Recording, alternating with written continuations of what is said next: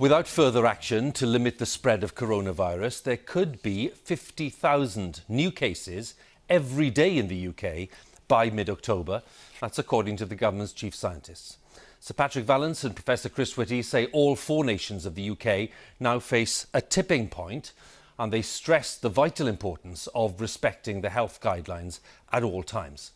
Officials have recommended, as Laura was saying, that the COVID alert level should be raised to 4, which means that the transmission rate is high or is rising exponentially. The Prime Minister will chair a meeting of COBRA, the Emergency Committee, tomorrow morning, before making a statement to the House of Commons, when he's expected to outline these new restrictions. Our medical editor, Fergus Walsh, has the latest.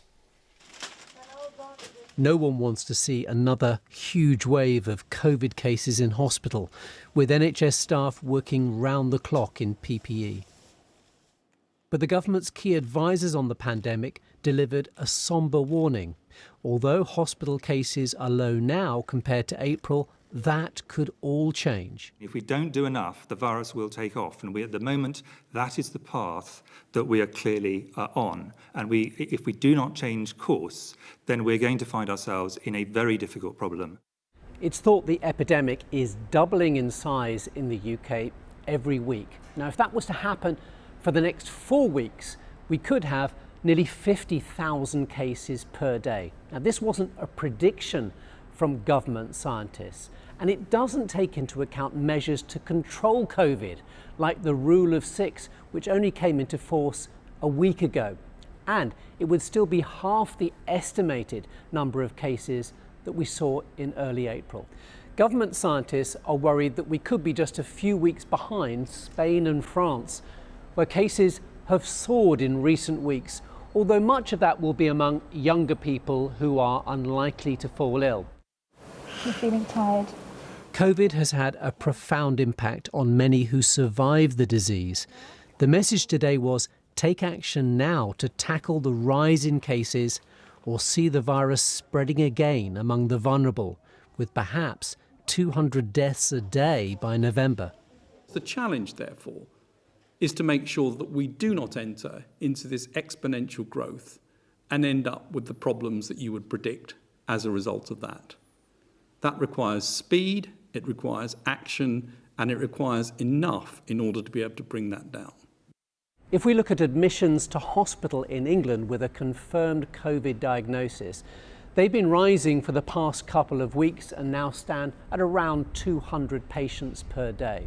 If we go back to the beginning of April, though, back then up to 3,000 patients were being admitted every day. So we're still a long way off that figure. One key problem that needs sorting is the delay many have faced trying to get a swab test to find out whether they have the infection. That's a key part of knowing exactly where and how quickly the virus is spreading. Sadly, I'm not that optimistic that we can suppress the epidemic as much as we would like. And I think we do need to start thinking about how we identify and advise and protect the most vulnerable, the people who are more likely to get severely ill. Enjoying the freedom to eat out late while they can. The weather and the rules are set to change. The government scientists say curbing the virus will continue to be an issue for the next 6 months. It could be a long winter.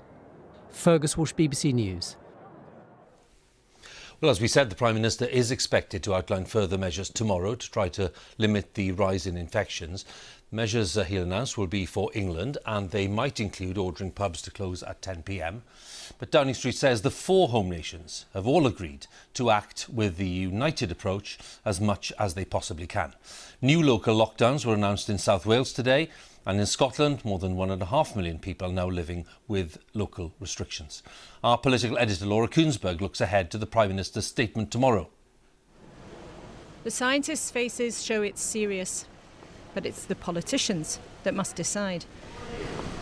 It's behind the door where the new lines will be drawn. Nothing's final. Likely tomorrow to start with calling time earlier at the pub. After locking down, then opening up. Nerves in this huge industry about what might be next. we need to socialise. You know, people cannot go through another 6 months without socialising. I do not see the need for further enforcements and further restrictions in pubs whatsoever. You know, we are the home of responsible socialising. So the welcome back signs might be succeeded by others. Alongside a likely 10 o'clock closing time, tougher fines have already been announced for those who don't follow the rules. But it's been a dilemma to arrive at a plan. The rise in cases was clear. The way forward for ministers, not so much. We're working right now on what further measures may be necessary, and the Prime Minister will update the House tomorrow with any more action that we need to take. This is a moment where we once again must come together to tackle this deadly disease. This virus takes lives and it leaves many with long-term debilitating conditions. Every reasonable action must be taken to save lives, minimise harm and keep our children in school.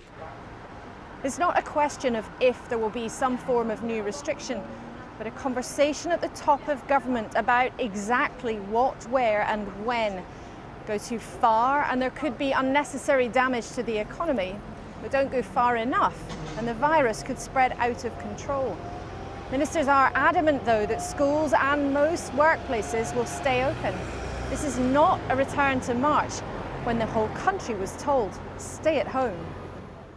Remember, more than 10 million people are already living with tighter restrictions across the UK. A patchwork of areas with stricter rules that now includes parts of Wales, Northern Ireland and Scotland too. Implementing further measures now is very much, I hope, about controlling this virus while avoiding the need for another full-scale lockdown. But while there might be concern everywhere, in some places the virus has only just returned rather than roaring back. For the couple behind the bar at the Horse and Jockey in Somerset, any new restrictions might feel unfair. On the basis that the numbers are fairly low around here, I think it is frustrating because initially it was going to be targeting certain areas where there was a rise in the virus. It will have an impact on the business and to us personally, because if we had to close, then we're in that situation again whereby we're having to sort of just get by. Complete closures look to be off for now, but there's more resistance to any tightening these days. The disease itself is a deadly foe. And the final decisions made in the next few hours could shape the next few months of our lives. Laura Kuenssberg, BBC News, Westminster. Well, the latest official figures show that the daily number of new infections is indeed rising, with 4,368 cases recorded for the previous 24 hours. And that means the average number of new cases per day in the past week was 3,929. There were 11 deaths of people who had had a positive COVID-19 test in the previous 28 days. Numbers are always a little lower, being reported on a Monday after the weekend. On average, in the past week, there were 22 deaths in this category every day, and that takes the total number of deaths across the UK to 41,788. Well, here in the studio, our medical editor Fergus Walsh is with me, and we'll be with Fergus in just a second. I'm going to Westminster first to talk to Laura, who's there for us. And we mentioned this statement tomorrow by the Prime Minister, Laura. What more can you tell us about what he's likely to be saying? Well, Huw, Boris Johnson, I think, will be very visible tomorrow at the Government's Emergency Committee, COBRA, with the Cabinet and also with the Commons. And there will be more instructions and more promises of tough enforcement. And this time on Thursday, it's likely that at 10:10 or so, the pubs will already have kicked out, of course, the kind of measure that will have an impact on people and businesses around the country. But the Prime Minister, as I understand it, is going to stop short of going as far as some of the chatter and some of the proposals that have been discussed might have suggested for now.